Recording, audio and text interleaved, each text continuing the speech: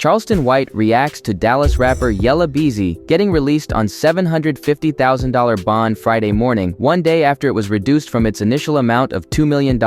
Yella Beezy, whose name is Marquise DeAndre Conway, was arrested last week after he was indicted on a capital murder while remuneration charge in the 2020 shooting death of Melvin Nobles, a fellow Dallas rapper who went by the stage name Mo3. Yella Beezy is accused of hiring a hitman to shoot and kill Mo3, as the two rappers were allegedly feuding at the time of the shooting. Two others have been charged with capital murder in Mo3's death. Yella Beezy, who's 33 years old, was released from the Dallas County Jail just after 10 a.m. on Friday morning, a spokesperson with the Dallas County Sheriff's Office confirmed to the Dallas Morning News. Charleston White has some reaction to the news. Let's check this out.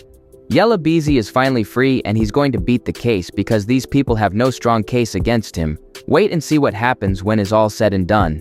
Charleston White's reaction sparked a lot of speculations on the internet, because some Mo3's fans believe that Yella Beezy has something to do with the death of Mo3. Yella Beezy must remain on house arrest with an ankle monitor, submit to random drug and alcohol testing, and surrender his passport. He is also not allowed to possess a deadly weapon, have any contact with witnesses, victims, or co-defendants in the case, and must ask the court for permission to travel outside of Dallas and Denton County, court documents say. Yella Beezy appeared in court Thursday after he asked for his $2 million bond to be reduced to $250,000, arguing that he was not a flight risk and was a lifelong resident of Dallas County. While it was only reduced to $750,000, Yella Beezy's attorneys told the news they were happy with the outcome of the hearing and that they looked forward to defending their client at trial. Mo3, who was 28 years old, was shot and killed in November 2020 after he was stopped while driving on Interstate 35E near the Dallas Zoo. After his car stopped, he got out and was chased down and shot by a gunman wielding a rifle.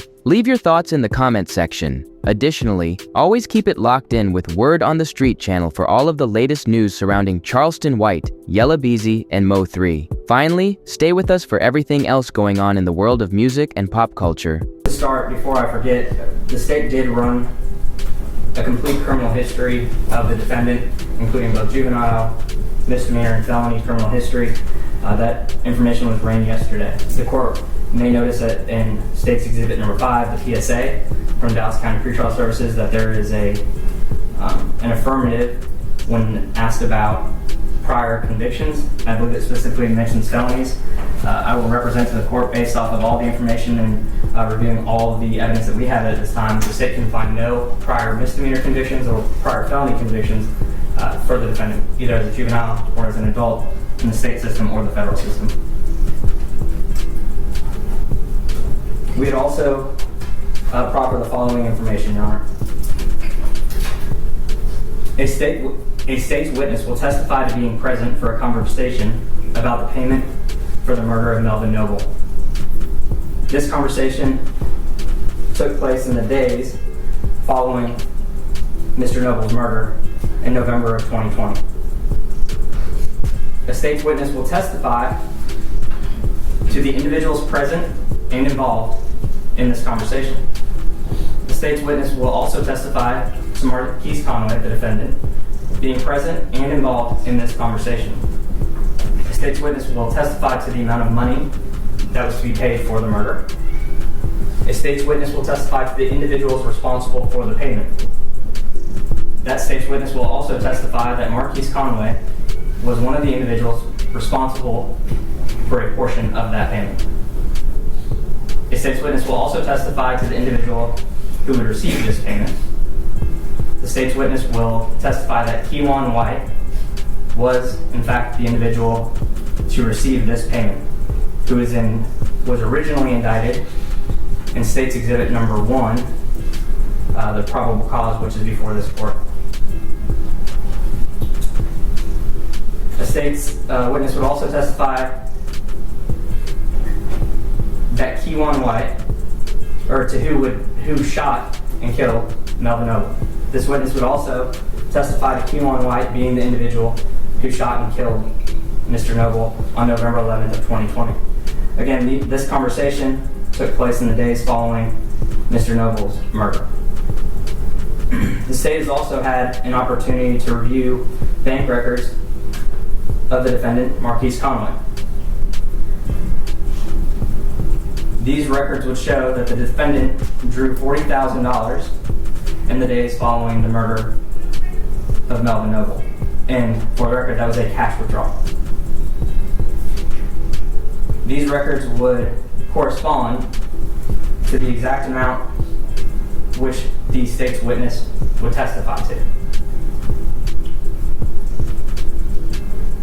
In reviewing these records, the state also became aware and believed that they would show that the defendant had anywhere between $800 and $900, but more specifically, $870,000 between a checking account and a savings account with one particular bank. 370 of which was in a checking account, a little over 500,000 which was in a savings account.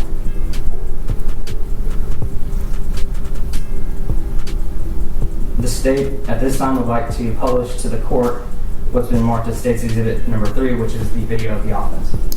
Thank you, Your Honor. Now, before that's published, could I just address something with the prosecutor and the proper? Sure. So it's clear for the record that as he recited, the state's witness is proper is, that's just one witness. Correct, Your Honor. Multiple witnesses. And that I don't recall if the specific in the proffer was when the date that this witness reported to give this conversation. I do not have the specific date written down, but I know it was in the days following the offense.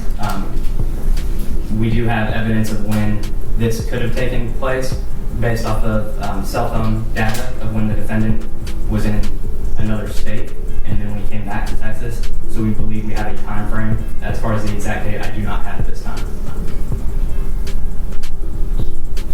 Anything else, Mr. Chair? No, Your Honor. Permission to publish, Your Honor. Yes. Y'all want the lights off? It's at the court's discretion. Oh. And Your Honor, this is, just for context, this is approximately noon on I-35 heading northbound. This video is taken from a Kroger 18-wheeler, and this is heading north I-35 into downtown Dallas on noon on November 11, 2020.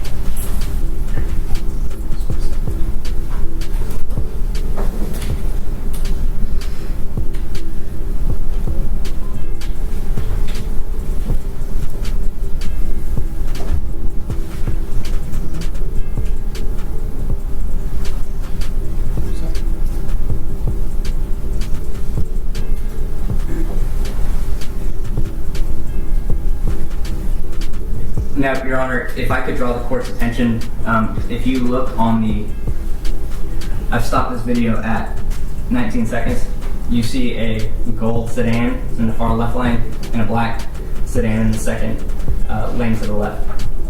The gold sedan will be the vehicle carrying the victim, and the black sedan is the vehicle driven by Q1 White, who is then the shooter, based off of the evidence we have. Okay.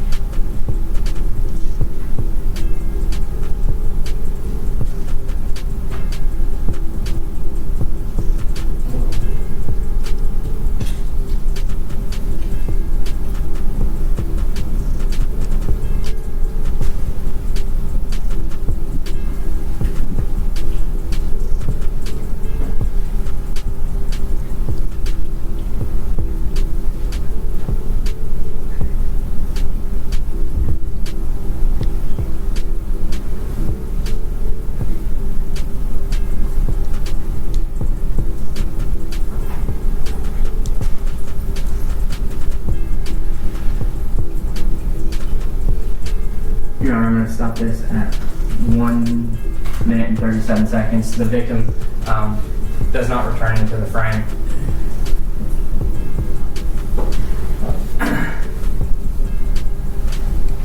The only other things that the state would like to proffer as far as this bond hearing, since the court does not have a probable cause affidavit, of course, since it's a grand jury referral, Defendant Kewan White was also indicted. You do have his murder probable cause affidavit from 2020. He was also indicted at that same time in cause number F2175377 for Dr. Randall Graham, who also sustained injuries, a neurosurgeon who was heading north on I-35 that day and was struck as well. However, he did survive.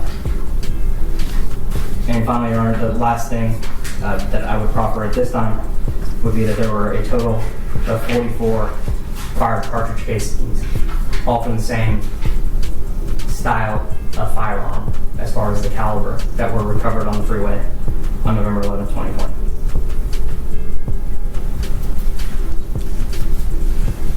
And at this time, Your Honor, state the rest.